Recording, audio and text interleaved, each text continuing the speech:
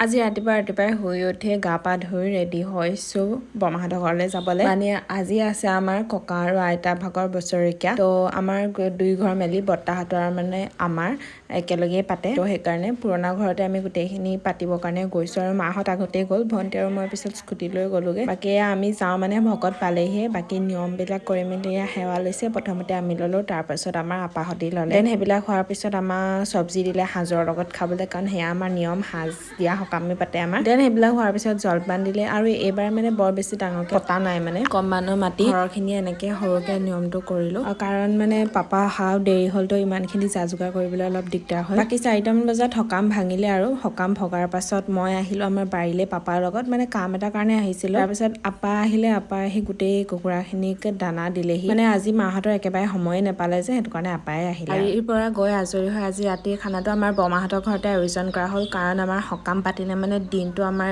ভাত খোৱা নহয়, যদি সকামত ভাত নিদিয়ে দিনটো লঘনে থকা হয়তো গোটেইখিনি ঘৰৰখিনি মিলি তাতে খালো।